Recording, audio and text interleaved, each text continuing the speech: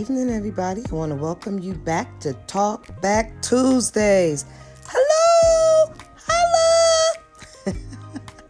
Hey, how you guys like my new glasses? Got these from the VA a couple weeks ago. I actually like them. You can't look at them and tell that they're from a VA facility. I actually got two pair. I got these and I got a pair of sunglasses. Woohoo!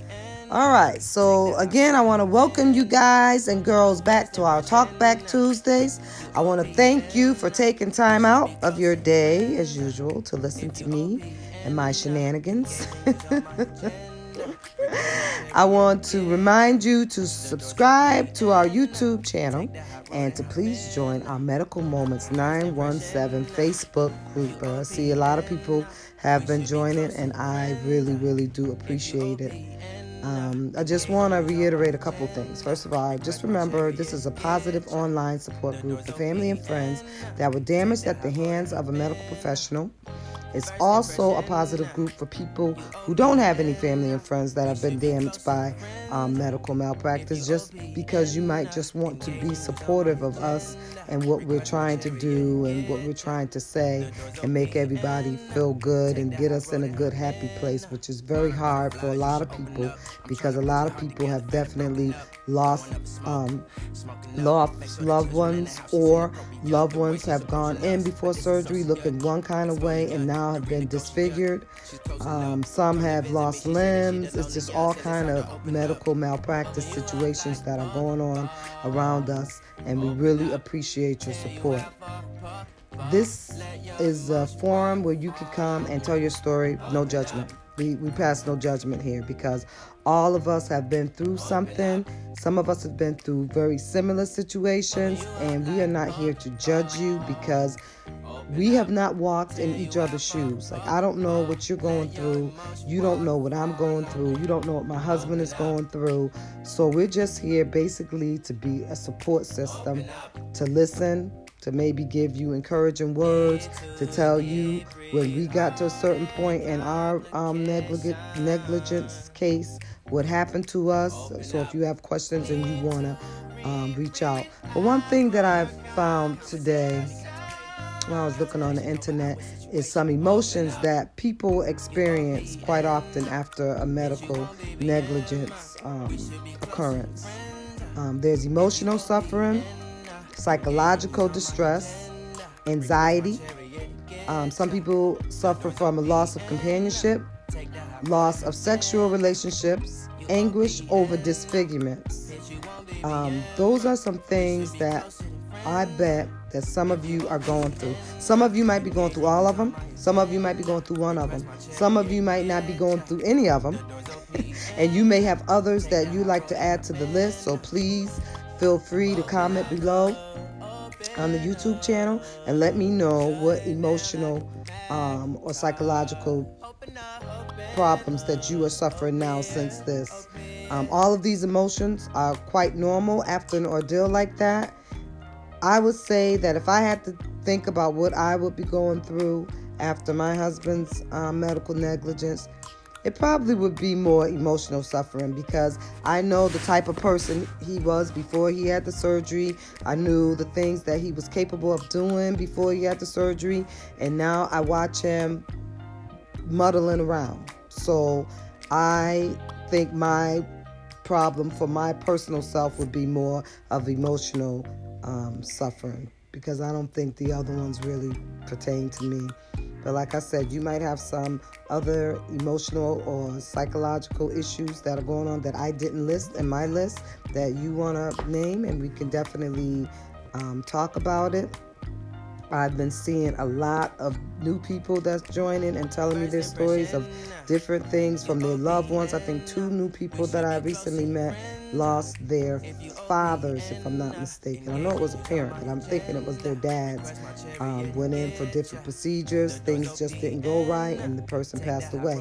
The bad thing is when the medical professional hush and cover things up. That's the part that really gets me angry, because own up to your mistake. I know that people don't want to lose their jobs. And I get that. So you're going to get 5 people to come behind you and tell the same story and lie together, which is so unfair to the people that you are hurting and damaging. But someone made a good point to me this weekend. They said, look, you can't follow the person who did your surgery, right? Who messed your husband up, basically. But in their opinion, from when they saw the surgeon last, they think that that person is suffering almost or more than we are. Maybe they didn't get a hit because they didn't get to have it said that they did something wrong, right? But they said emotionally and psychologically, that surgeon is suffering also.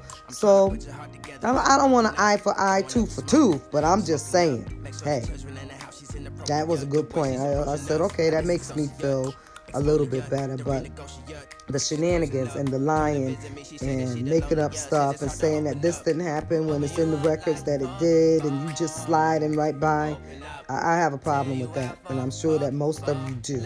You have a big problem with that. And that's why there are so many different medical malpractice support groups, because most cases, people that are in these groups have been lied to, records have been changed, stories have been changed. We're all in the same boat here. And I'm just trying to bring awareness, because people who have not been through it have no idea what you're talking about, and they basically are probably sick of hearing you talk about it. I don't really even talk about this that much, because my friends who haven't been through it, who are very supportive of me through this whole ordeal, I think basically they are sick of hearing about it.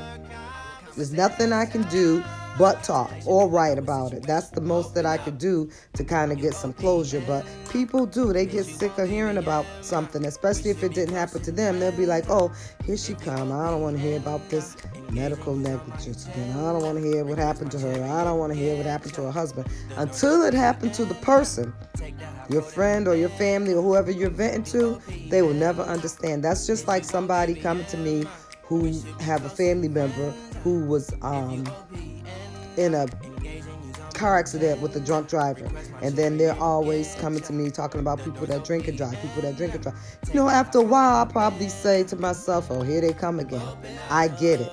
That's why I don't want to be a hammer beating on a dead nail, keep repeating myself over and over. I'd rather just talk in the little things that I learned, talk about some of the people that I've been meeting on my journey, and just different pieces of information that I'm learning now about medical negligence, and not really so much what happened to me.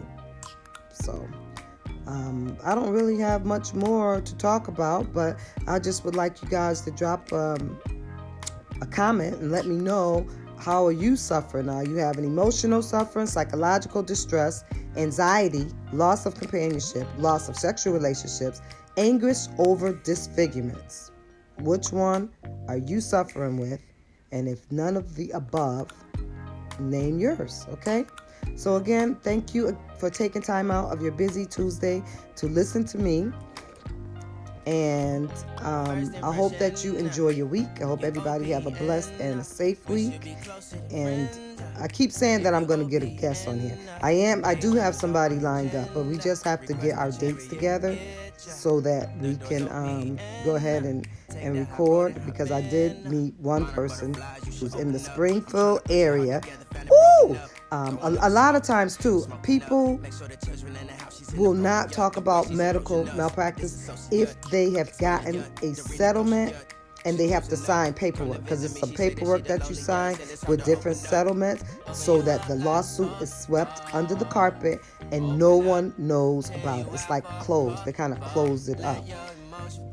If you did not sign any paperwork to close up your case, and it is a public record on the docket in the Springfield Supreme Court or whatever court of city and state that you live in, then you can come on and talk about your law case or your medical negligence. That's why I think that so many people have been harmed in this area, but they're unable to talk because they probably got some kind of settlement from the attorney, doctor, or the insurance company, and they were told, hey, keep your mouth shut, we're going to pay you this money, don't mention our names again. So I think it's a lot of that going on, and that's why people are not talking.